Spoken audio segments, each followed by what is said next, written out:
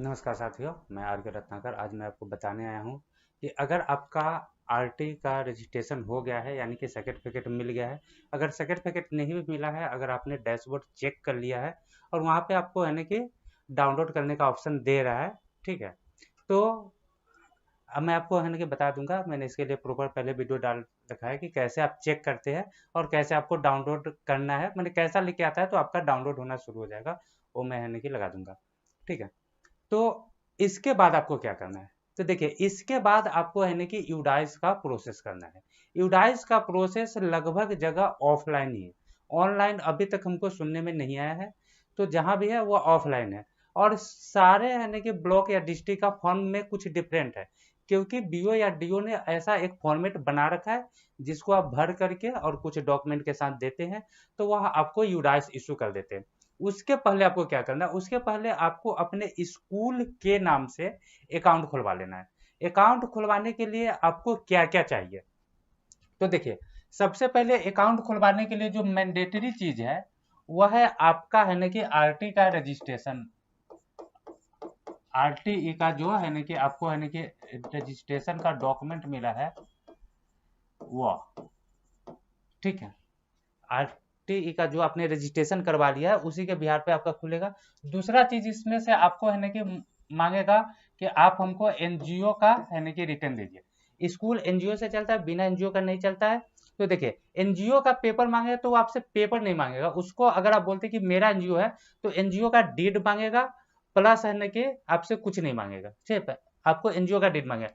लेकिन अगर आप कहते हैं कि नहीं, हम किसी दूसरे के मेंबरशिप से चला रहे हैं, तो बोलेगा कि आप उससे लेटर पैड पे लिखवा के ला दीजिए, ठीक है। लेकिन अगर आपने पीएसवाई का अफिलिएशन ले रखा है, उसी का एनजीओ है, तो हम लोग लेटर पैड के बदला में सर्टिफिकेट बना के देते थे। देखिए, अगर किसी एक व्यक्ति या दो व्यक्ति को देना है तो कोई भी आदमी है लेटर पैड पे ही है ना कि लिख के देगा, साइन मोर करके देगा। लेकिन हम लोग को है ना कि बहुत सारा जगह पे देना होता है, तो लेटर पैड पे उतना लिखेगा कौन? तो इसलिए हम लोग ने सर्टिफिकेट फॉर्मेट बना रखा है। आप बैंक को समझाइए कि सर यह एक प्रोफेशनल तरीके से दे रहे हैं, ठीक है। इनके है ना कि एनजीओ से है ना कि बहुत सारे स्कूल चल रहे हैं, इसलिए यह लेटर पैड पे लिख के देने के बदला में हमको सर्टिफिकेट इशू किया है, ठीक है। अगर डेट मांगेगा तो डेट तो आपके पास होगा ही, ठीक है। आपसे तीसरा चीज मांगेगा कि आप हमको है ना कि यह लिख के दीजिए कि इसका ऑपरेटिंग कैसे होगा, ठीक है। जिसको है ना कि ऑपरेटिंग मोमेरेंडम बोला जाता है,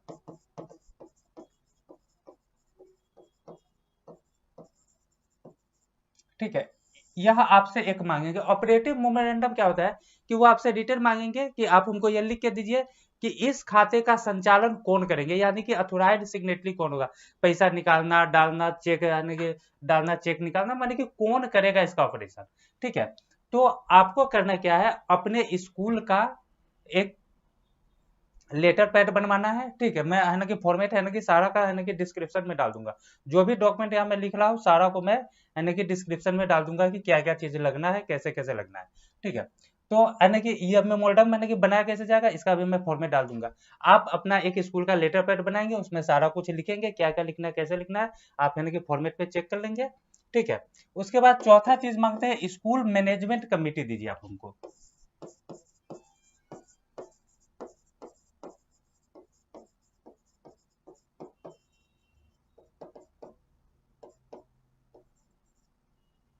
ठीक है। आप हमको एक स्कूल मैनेजमेंट कमेटी बना के दीजिए। इसको भी यानी कि लेटर पैड पे बनाया जाता है, इसका भी फॉर्मेट में डाल दूंगा।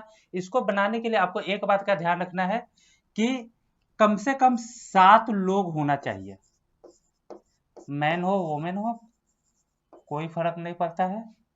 अब लोग का ना ग्रामर में गलती होगा, मेन वोमेन होना चाहिए, वो आप देख लीजिएगा, ठीक है। 7 लोग होना चाहिए, जिसमें से एक प्रिंसिपल या डायरेक्टर आपका हो जाएगा, ठीक है। प्रिंसिपल और डायरेक्टर अगर दोनों चाहे तो दोनों लोग हो सकते हैं। कम से कम 3 टीचर को रखिए और 3 गार्जियन को रखिए। 7 लोग हो गया। आप इसको बढ़ा सकते हैं, घटा नहीं सकते हैं, ठीक है। आप इसको बढ़ा सकते हैं। अगर प्रिंसिपल प्लस है ना कि डायरेक्टर कर दीजिएगा तो 2 गो हो गया।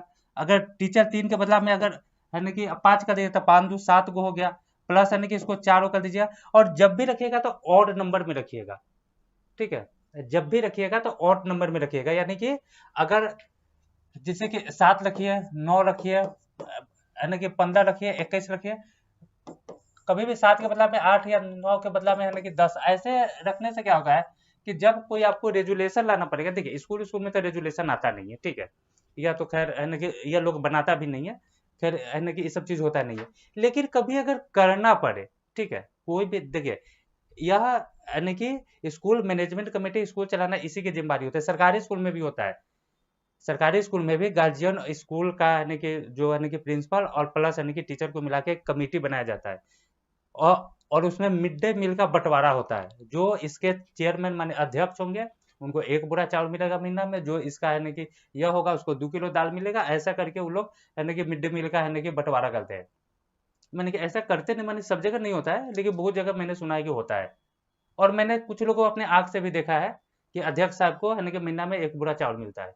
तो वह होता नहीं है, रेजुलेशन में क्या पास होना नहीं होना है। लेकिन जब यह ऑड नंबर में होगा, मैं आपको बता देता हूँ, कभी भी कोई भी यानी कि आप अगर कमेटी बनाइए तो कमेटी का मेंबर को ऑड नंबर में रखिए। और ऑड नंबर में ऑड से एक ज्यादा, ठीक है, अपने पक्ष में रखिए। अब जैसे कि अगर आप है ना कि 15 लोगों को बना रहे हैं, तो कम से कम 8 लोग आपके स्कूल के हो, जो आपके बात मानने वाले हो, और 7 गार्जियन को बनाएगा। अगर पूरा गार्जियन एक तरफ और आपका स्कूल एक तरफ, तो रेजुलेशन कोई भी होगा पास हो जाएगा। यह जनरल रूल्स है, यह लाइफ में भी आप इसको यूज कर सकते हैं। स्कूल में अगर यूज नहीं आया तो लाइफ में भी यूज कर सकते हैं, कि कभी भी कोई भी कमिटी, ठीक है, और नंबर में बनाना चाहिए। और 50% प्लस अपने लोगों को है ना कि इसमें शामिल कीजिएगा, तो कोई भी रेजुलेशन पास कराने में दिक्कत नहीं होगा। जैसे कि भारत का जो अपना पार्लियामेंट्री देखते हैं, 543 को सीट है, और 272 है ना कि जिसके पक्ष में हो जाएगा वह सरकार बना के ले जाता है। और अगर यही है ना कि अगर 272 किसी के पक्ष में होगा, तो 271 भी किसी के पक्ष में होगा। अगर 271 वाला बाहर रहेगा, 272 वाला सरकार बनाएगा, यानी कि 8 वाला का रेजुलेशन पास होगा, 7 वाला बाहर हो जाएगा। तो ये तो मैं ऐसे बता दिया, यह तो है ना कि मैंने कि टाइम पास हो गया, यह कोई कहने के काम का चीज था नहीं। चलिए मैं आपको अब दूसरी बात बताता हूँ।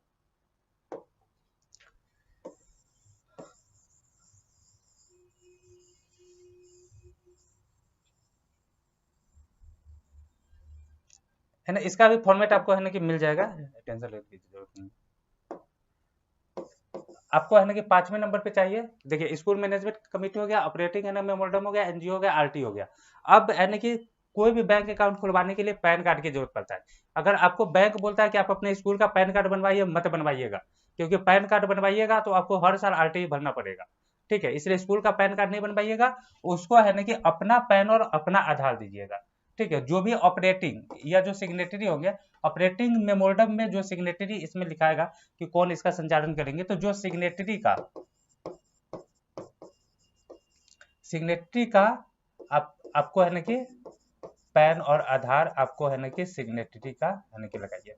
अगर एक बैंक नहीं खुलता है, बैंक बदलिए, कोई टेंशन नहीं है। लेकिन आप अगर जैसे ये स्कूल का पैन कार्ड बनाइएगा, हर साल का यह एक माथा का दर्द आपका हो जाएगा, क्योंकि हर साल आपको ऑडिट कराना पड़ेगा। और स्कूल टैक्स में नहीं आता है, टैक्स के दायरे में आता ही नहीं है।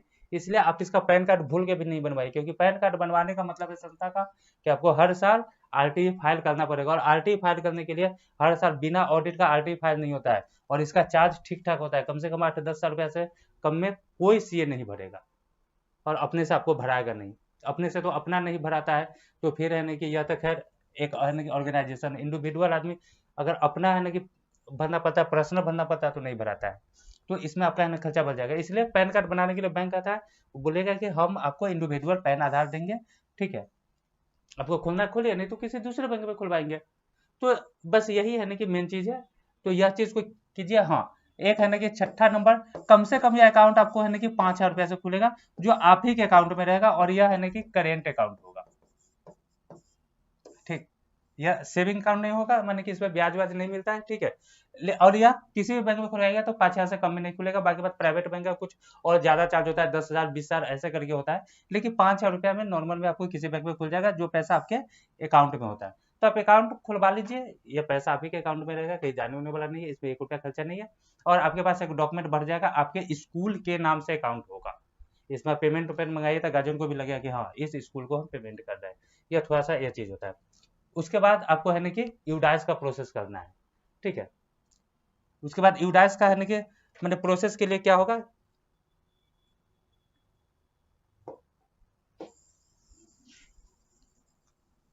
ये यूडाइस के प्रोसेस के लिए है ना कि हर ब्लॉक अपना अपना एक फॉर्म देता है। पहले आपको है ना कि ब्लॉक में जाकर के है ना कि फॉर्म रिसीव करना है, ब्लॉक में जाइए चाहे डीओ पे जाइए, कैसे आपको एक फॉर्म मिलेगा, फॉर्म को भर करके दे दीजिए। ऐसा फॉर्म होता है, इसमें क्या क्या भरना होता है वो हम आपको है ना कि अगले वीडियो में बता देंगे। देखिए उसमें ज्यादा कुछ भरना नहीं होता, बाकी बात है ना कि डिटेल्स है।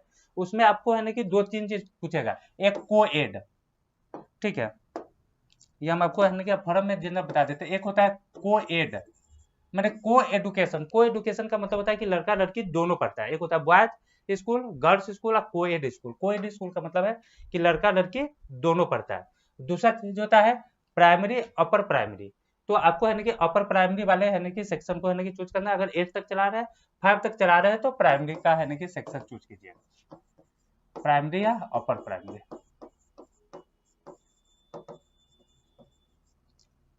ये स्पेशल बिहार के लिए है, या बाकी जगह पे इसको है ना कि जूनियर हाई स्कूल भी है ना कि बोला जाता है, ठीक है। यह है ना कि स्पेशल बिहार के लिए, इसको है ना कि हम लोग के यहाँ है ना कि मिडिल स्कूल भी बोला जाता है। इसको प्राइमरी स्कूल, इसको है ना कि मिडिल स्कूल। तो अगर आप है ना कि इसके लिए कर रहे हैं तो इसको चूज कीजिए, इसके लिए कर रहे हैं तो इसको चूज कीजिए, बस इतना ही। अब उसके बाद है ना कि एक लंगिट्यूड और लैटिट्यूड होता है। तो आप स्कूल में खड़ा होकर के जीपीएस लोकेशन जब खोलिएगा तो आपको लंगिट्यूड और लैटिट्यूड बता देगा, ठीक है। उसको नोट कर लीजिएगा, उतना है ना कि वहां पे भरिएगा, क्योंकि जीपीएस लोकेशन स्कूल का है ना कि मस्ट है उसमें डालना, ठीक है। और है ना कि बाकी चीज नहीं, अगर या कोई चीज होगा तो वीडियो में है ना कि कमेंट कर दीजिएगा अगर नहीं समझ में आएगा तो। हाँ, उसमें एक चीज और लिखा रहता है कि जो चीज अगर आपको नहीं समझ में आ रहा है उसको उस फॉर्म में मत भरिए, आप जब सबमिट करते समय पूछ करके भर सकते हैं। इतना चीज फॉर्म में लिखा रहता है। मैं आपको है ना कि फॉर्म का भी फॉर्मेट डाल दूंगा। हालांकि वो फॉर्मेट आपके काम नहीं आएगा, जो उस डिस्ट्रिक्ट होंगे उन्हीं को काम आएगा, अदर डिस्ट्रिक्ट वाले लोगों को काम नहीं आएगा। लेकिन मैं फॉर्म का फॉर्मेट डाल दूंगा कि फॉर्म कैसा होता है, उसके पीछे रेगुलेशन लिखा रहता है, ठीक है। तो मैं सब कुछ इसमें डाल दूंगा, और चिंता की कोई बात है नहीं, जब हम है तो क्या गम है, ठीक है। आपको है ना कि जो भी प्रॉब्लम है उसके लिए हम है यहाँ पे। धन्यवाद।